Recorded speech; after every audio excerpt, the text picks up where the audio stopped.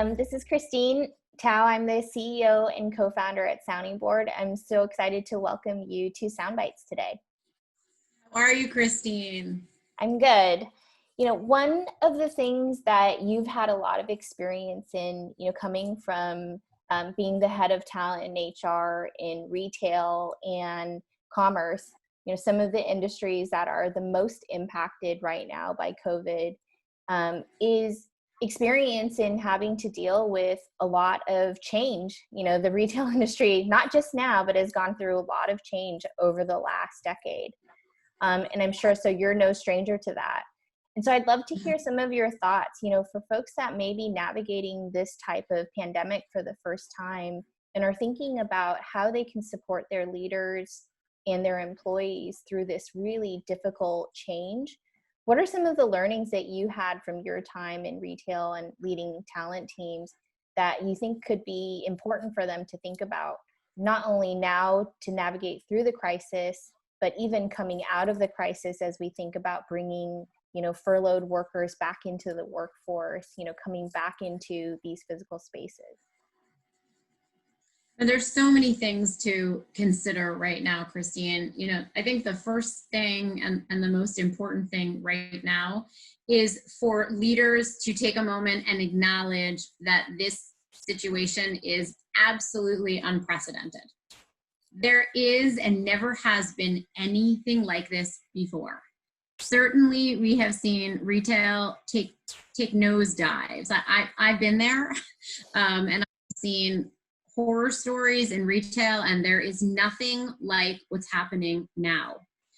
A lot of the work I'm doing with clients right now is to help leaders lead through this crisis in a way that is different from before. And the way that I like to define that is right now, everyone is in crisis. And so when you're asking leaders to lead through crisis, typically leaders have some place to go for respite.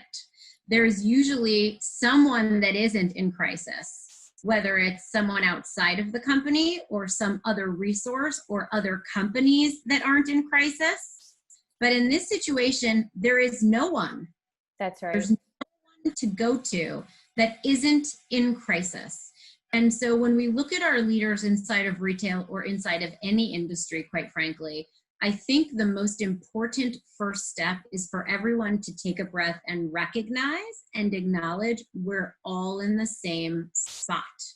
Yep. And effective leaders need to be fair and kind to themselves and recognize they are feeling the same way that their teams are feeling and that their own leaders are feeling. Right. And so leaders who show up any way other than honest are going to fail. So I've seen some leaders show up in meetings like things are great and they're going to be great. That's not a methodology that I would recommend or subscribe to. I think now is a time for leaders to show up as human as possible, and sometimes to even share what is happening with them. COVID does not know that you are the director of a group, nor does COVID care. And so COVID will unfortunately impact whether it's financially, emotionally, physically, a director, a vice president, a senior vice president, as much as it will anyone else in a group. And so we're all just as susceptible. So I think that's the first thing to really take a moment and recognize that leaders leading through this are not free from COVID. And that's really important.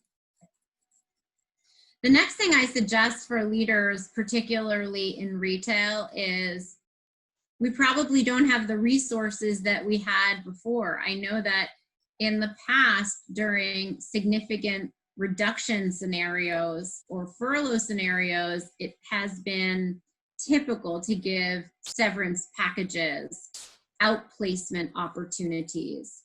Right now, not all companies I know are able to do that. And so I've had a lot of leaders ask me, I don't know what to give when I don't have anything to give. The resources are really wiped dry. Give your time. Give your time. People are feeling terribly alone. The mental health concerns right now are extraordinary. People are physically in isolation, and the emotional well-being of our team members is not something that we should forget just because our team members are no longer connected to the organization. So if someone had to be furloughed or let go, or even if people are still part of the team, when we don't get to interact every day, it can be hard. It can even be dangerous. So one of the most important things, we stay connected. If someone had to be let go, it doesn't mean that we can't call them once a week and check in and see how they're doing.